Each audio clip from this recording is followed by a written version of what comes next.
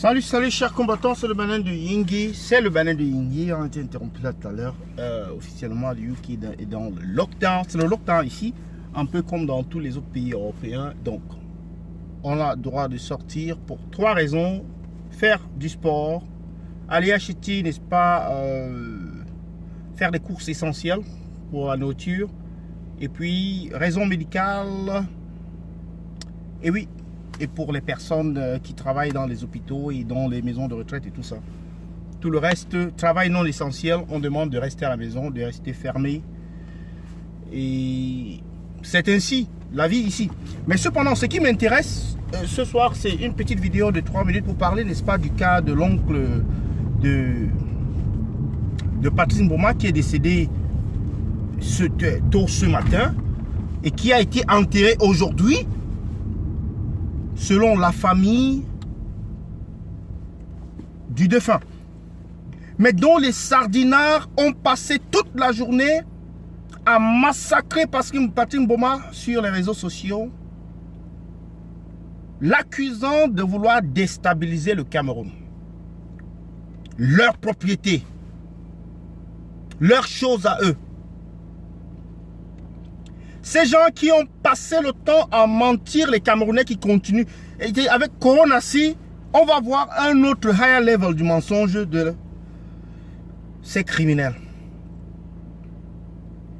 Mais surtout, ils sont bêtes. Parce que le mensonge est contre-productif. Ils sont en train de cacher les morts du coronavirus en se disant que ça leur fait du bien. Que ça donne une bonne image. Que ça donne l'impression qu'ils contrôlent la situation.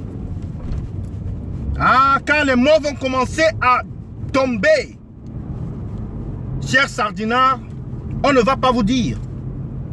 Quand les morts vont commencer à tomber, parce que ça ne vous a pas encore pris. Quand ça va vous prendre, quand les morts vont commencer à tomber, on ne va pas vous dire. Aujourd'hui, au lieu d'adresser vos condoléances à Patrice Mboma qui a perdu son oncle, vous l'avez criblé de balles. Vous avez tué son oncle une deuxième fois. Alors que la fille de son oncle, sa cousine, décrit que son père est mort à 5 h, on l'a enterré à 19 h. Il n'a même pas eu droit à des funérailles normales, c'est monté, c'est descendu.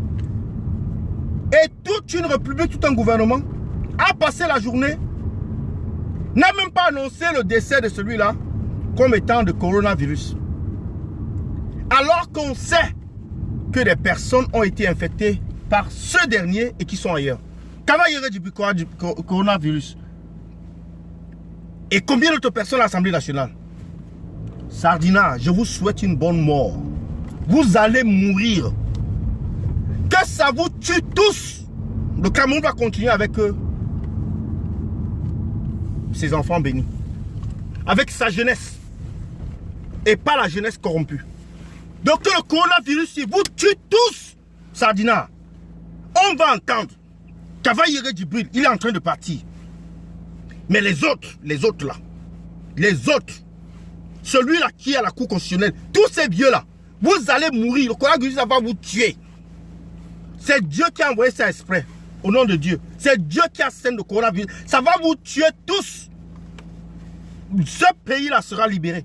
Le coronavirus va libérer ce pays. Il va libérer l'Afrique de ces dictateurs. Parce que s'il ne vous tue pas directement, la population viendra vous attraper pour vous tuer. Parce que vous ne leur avez pas donné même les hôpitaux pour se soigner. Ils vont se rendre compte. Ils vont se rendre compte de cette barbarie que la pauvreté leur impose. Et elle sera brutale. Brutale parce qu'il y aura des morts. Vous allez, dans quelques semaines, parce que les sardinards pour le moment peuvent encore faire leur théâtre là. Dans quelques semaines, ils n'auront même plus le temps du théâtre. Ils n'auront même plus le temps de venir démentir quoi que ce soit. Les morts vont se compter.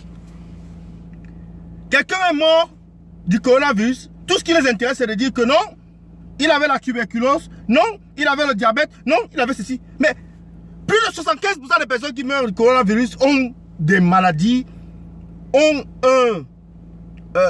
des antécédents de santé. Plus, peut-être même plus de 80%.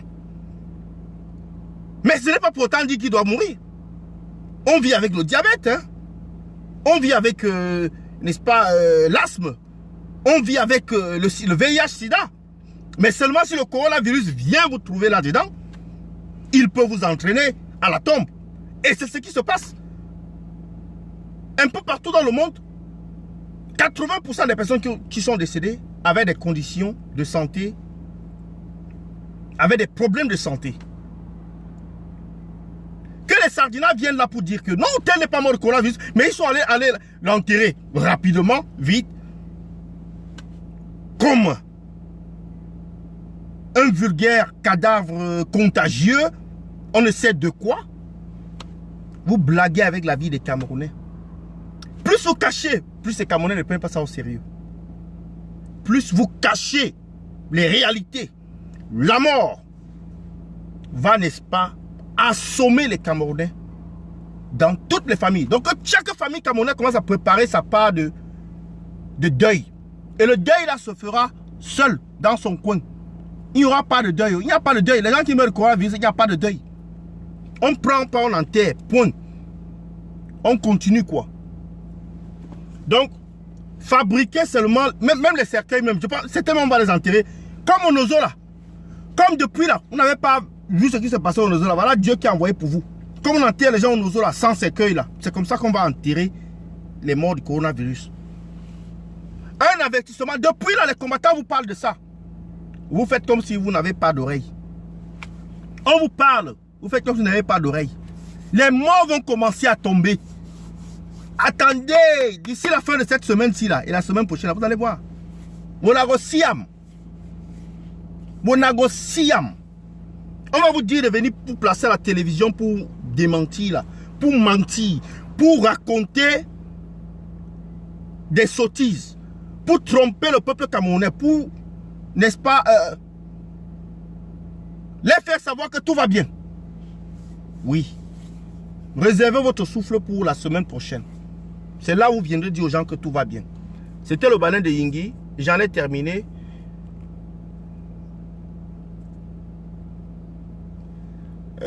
Si on aura une opportunité, on fera des vidéos. Mais s'il n'y a pas d'opportunité en confinement, peut-être on les fait à l'intérieur de...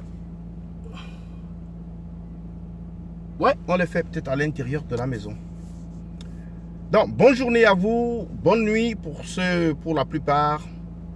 À bientôt. C'était le Banin de Yingui. Prenez soin de vous. Franchement,